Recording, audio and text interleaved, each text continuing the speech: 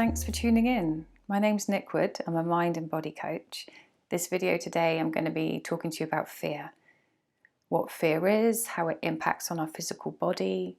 I'm going to give you some tips and tricks and ideas into how to change your fear state to get out of it. And also give you some thoughts that could allow you to use fear to your advantage. So what is fear? It's an amazing natural mechanism. We've all got it, and it's designed wholly to keep us safe. Our inbuilt system is designed for survival. So if ever we're faced with a situation that is threatening our survival, fear will come up. What does fear stand for? Forget everything and run. At the moment when fear strikes, and let's take an example like the old proverbial saber-toothed tiger. If we're faced with a saber-toothed tiger, we are going to need to bolt. So at the precise moment when fear comes in, our blood shunts. It moves from our digestive system to our peripheral, so our arms, our legs, allowing us to flee. Our vision changes, so it goes from like a relaxed peripheral view to a real narrow, focused on one thing view. And then also our energy is redirected. So those happenings in our body that are surplus to requirement in the moment of fleeing or fighting, they're shut down, and the energy's there and available for us to use if it's time to get out. So it's actually really cool. Fear is brilliant. It's natural. It allows us to maintain being here in the human form. When the threat's gone, our system naturally redistributes things again. All right, so our blood will come back to our digestive system. We can digest, assimilate, heal and repair. Our vision comes back to being more open and relaxed, so we can see a lot more, take in a lot more information. And then our energy, it's redistributed again to all those functions that allow our system to act as it is. The key one that I want to talk about is the immune system. This is switched off during a fight or flight response. So the moment our fear is gone, well then our immune system is back on. At the moment during the COVID crisis, it's a threat that's not very much like a saber-toothed tiger, okay? So it's an ongoing threat. We cannot see it. We do not know what's happening. A lot of people are experiencing fear in different ways. So is it fear of the virus itself getting themselves, or is it fear of someone they love succumbing to it? Is it fear of the financial situation, not being able to survive in that regard? It doesn't matter what specific fear it is. Because COVID is invisible and it has so many tentacles reaching out in other ways, there is a massive undercurrent of fear. And this means because we can't see it, we can't see it turning off either. So this continuous running of fear is switching off our immune system. So this video, I'm wanting to give you ways that you can get your immune system back on even while the threat is still there, is still happening, okay? So one of the biggest things that people are aware of is changing their breath. The moment we're in the fight or flight response, our breathing becomes quite up top and shallow. So we're just breathing up here. It's quite quick. So what we can do is just change the breathing, redirect it down to the lobes of the lungs. This is where there's a really rich blood supply, where we've got all the alveoli. There's a really efficient exchange of oxygen and carbon dioxide. So just change your breathing down to the belly. The minute this starts happening, it actually flips the switch of the fight or flight response.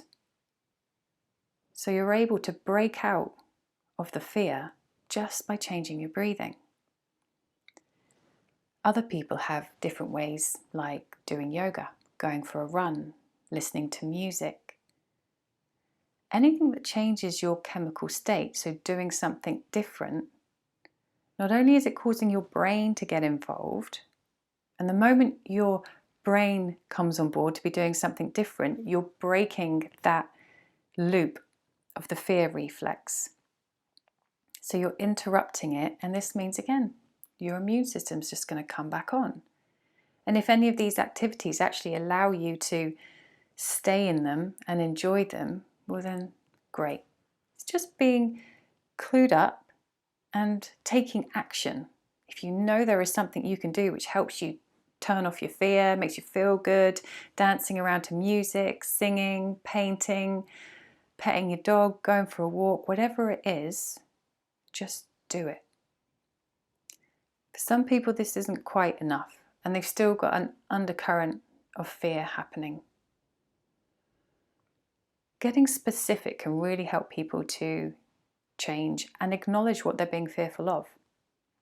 So taking again this COVID for example, I'm scared of it. Well, scared of what? What is it you're specifically frightened of? If you ask yourself a question and begin getting clearer on the problem, you can actually open yourself up to a bit more information. Our minds work in a way that we're always filling in the blanks.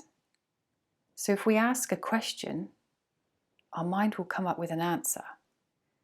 So I don't want you to say this out loud. I don't want you to answer this question, but what's one and one? When you think about the song, happy to you, happy to you, pretty sure you've all just filled in that word in the middle, right? And you answered that question, one and one. We can't help it. We just do it naturally, which is really cool. Because it means that if you're faced with a situation and you've got a bit of a panic on, you've got a bit of worry on, just stop and ask yourself, right, what's happening? Where am I? Who am I around? What am I doing? And when you think about the COVID, if you think, right, you're scared about the virus, well, how are you exposing yourself? What could you do differently to change things? By asking questions, you're giving yourself the opportunity to make changes. Because when you get clear about what it is you're really frightened about, and let's say if it was your exposure to the virus, and just by you becoming aware of this, rather than just running around in a blind panic, well then you could actually consciously reduce your exposure by, say, keeping yourself shut inside and doing online shopping. Or if you did need to go outside, putting a scarf around your face. And instantly, because you've answered your own question, your system can relax. The moment your system relaxes, your immune system is coming back on. And right now is a wonderful time to have a tip-top immune system, right? I'm going to share with you a little story. It's an old fable.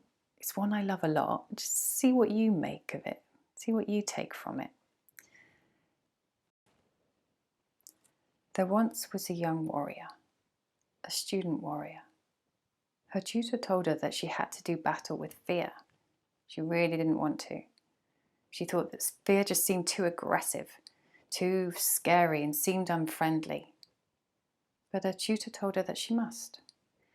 So she gave her the instructions for the battle, prepared her, and then the day arrived.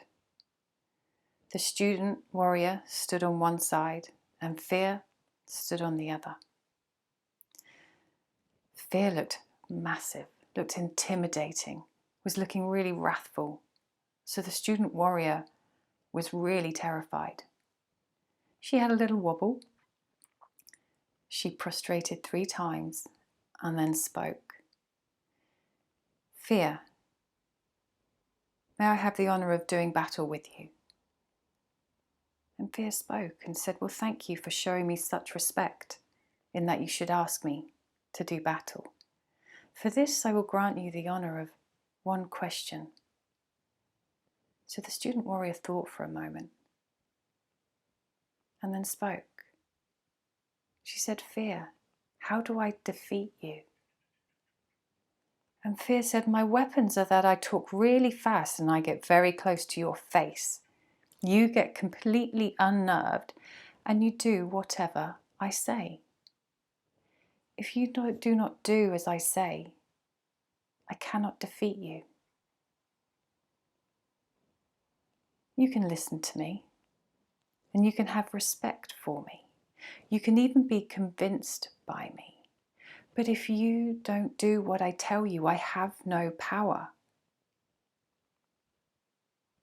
So in this way, the student warrior learned how to defeat fear. What will you take from this? So finding ways that you can change out of the fear state. Out of the fear state when it's not clear what the problem is. So we've talked about breathing. We've talked about finding ways that you can do things. So your music, your running, any yoga and breathing again. Anything that can allow you to shift and change. Questioning. Get specific. Find out what it is that's causing the problem. And then you can perhaps make some changes to adjust. What do you think? Another way, when this isn't quite enough and someone's still got a bit of an underlying fear going on, is to do an anchor. So we're going to create an anchor, a positive state. So when you think about the problem and what you're experiencing, and some people, like, they might feel their heart going in the chest, they might feel a bit sweaty, just a bit tense. So what do you want instead? And a lot of the time, some people just want to feel at ease. They want to feel calm, want to feel peaceful, or even happy. Whatever it is that you want instead, bring it up. Go to a time and a place where you last experienced it and really immerse yourself in the memory. So pay attention to what was around you. Who was around you? Where are you? What sounds are you noticing? What are you feeling?